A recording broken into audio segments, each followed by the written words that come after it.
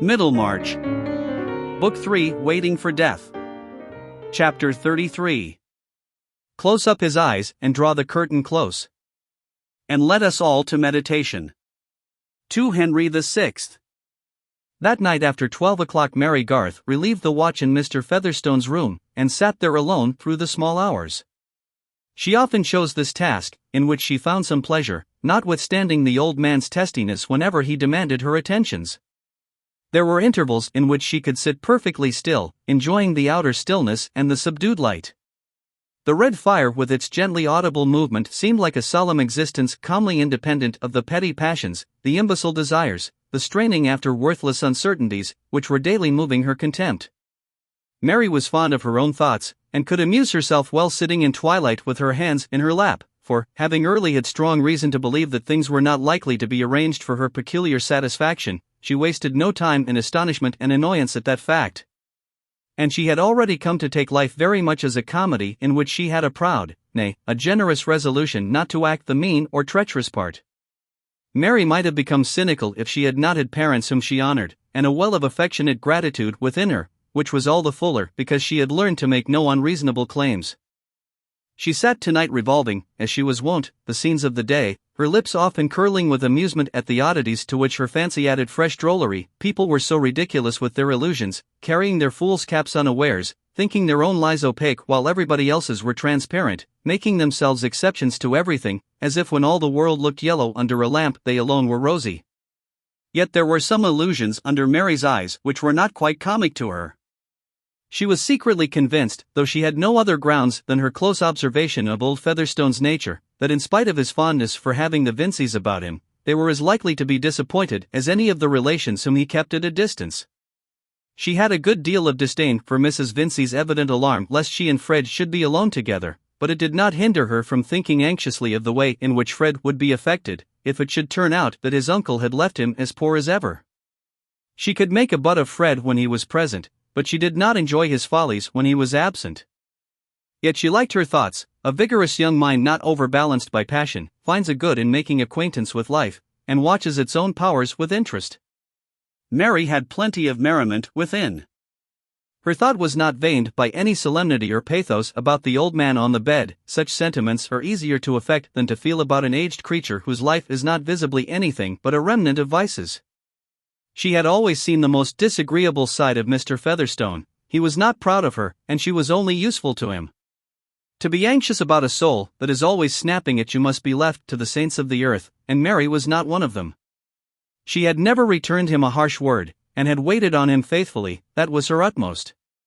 Old Featherstone himself was not in the least anxious about his soul, and had declined to see Mr. Tucker on the subject.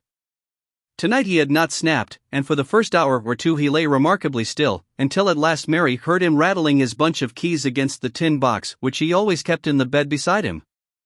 About 3 o'clock he said, with remarkable distinctness, "Missy, come here." Mary obeyed, and found that he had already drawn the tin box from under the clothes, though he usually asked to have this done for him, and he had selected the key. He now unlocked the box, and, drawing from it another key, looked straight at her with eyes that seemed to have recovered all their sharpness, and said, "How many of 'em are in the house?" "You mean of your own relations, sir," said Mary, well used to the old man's way of speech. He nodded slightly, and she went on. "Mr. Jonah Featherstone and young Cranch are sleeping here." "Oh aye, they stick, do they? And the rest, they come every day, I'll warrant, Solomon and Jane, and all the young uns? They come peeping, and counting, and casting up?" "Not all of them every day. Mr. Solomon and Mrs. Wall are here every day, and the others come often." The old man listened with a grimace while she spoke, and then said, relaxing his face, "The more fools they." "You hearken, Missy. It's 3 o'clock in the morning, and I've got all my faculties as well as ever I had in my life. I know all my property, and where the money's put out, and everything. And I've made everything ready to change my mind, and do as I like at the last. Do you hear, Missy? I've got my faculties." "Well, sir," said Mary, quietly. He now lowered his tone with an air of deeper cunning. "I've made 2 wills, and I'm going to burn one. Now you do as I tell you. This is the key of my iron chest, in the closet there. You push well at the side of the brass plate at the top, till it goes like a bolt, then you can put the key in the front lock and turn it. See and do that, and take out the topmost paper, last will and testament, big printed. No, sir, said Mary, in a firm voice, I cannot do that. Not do it? I tell you, you must, said the old man, his voice beginning to shake under the shock of this resistance. I cannot touch your iron chest or your will. I must refuse to do anything that might lay me open to suspicion. I tell you, I'm in my right mind.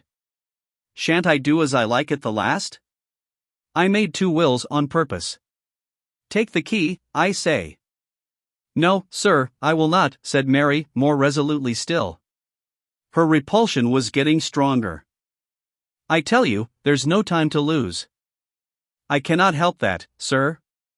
I will not let the close of your life soil the beginning of mine. I will not touch your iron chest or your will. She moved to a little distance from the bedside.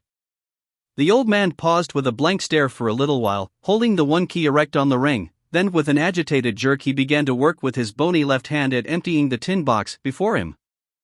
Missy, he began to say, hurriedly, look here. Take the money, the notes in gold, look here, take it, you shall have it all, do as I tell you. He made an effort to stretch out the key towards her as far as possible, and Mary again retreated. I will not touch your key or your money, sir. Pray don't ask me to do it again. If you do, I must go and call your brother. He let his hand fall, and for the first time in her life Mary saw old Peter Featherstone begin to cry childishly. She said, in as gentle a tone as she could command, pray put up your money, sir, and then went away to her seat by the fire, hoping this would help to convince him that it was useless to say more. Presently he rallied and said eagerly, look here, then. Call the young chap, call Fred Vincy. Mary's heart began to beat more quickly. Various ideas rushed through her mind as to what the burning of a second will might imply. She had to make a difficult decision in a hurry. I will call him, if you will let me call Mr. Jonah and others with him. Nobody else, I say. The young chap. I shall do as I like. Wait till broad daylight, sir, when everyone is stirring. Or let me call Simmons now, to go and fetch the lawyer? He can be here in less than 2 hours. Lawyer? What do I want with the lawyer? Nobody shall know, I say, nobody shall know. I shall do as I like. Let me call someone else, sir, said Mary, persuasively.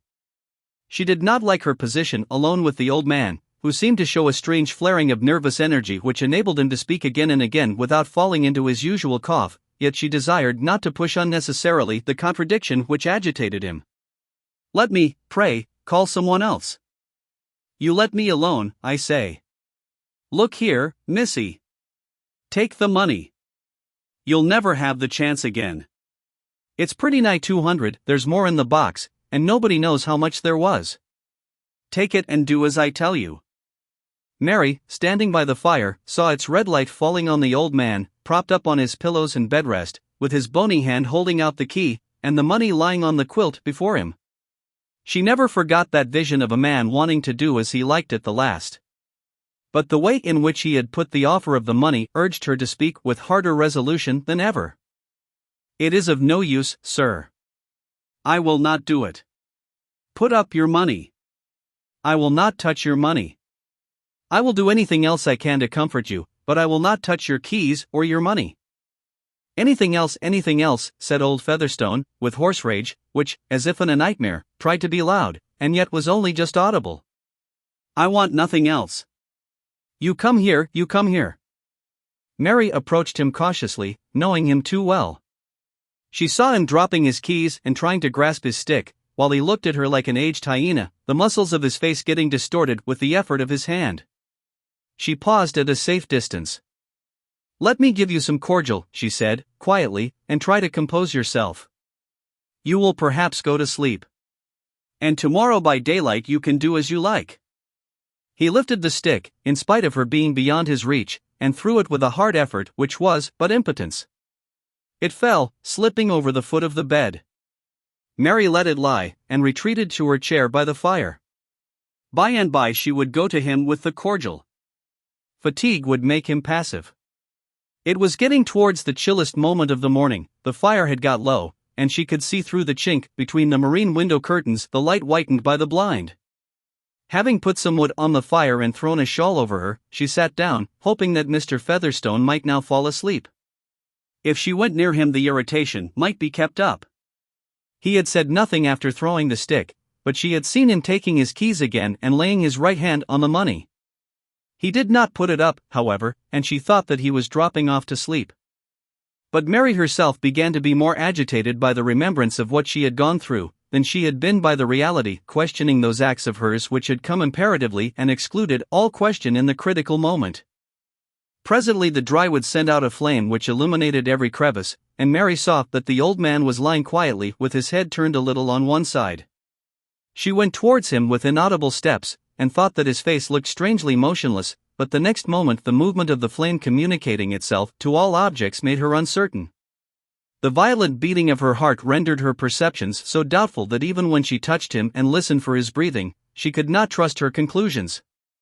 She went to the window and gently propped aside the curtain and blind, so that the still light of the sky fell on the bed. The next moment she ran to the bell and rang it energetically. In a very little while there was no longer any doubt that Peter Featherstone was dead, with his right hand clasping the keys and his left hand lying on the heap of notes and gold.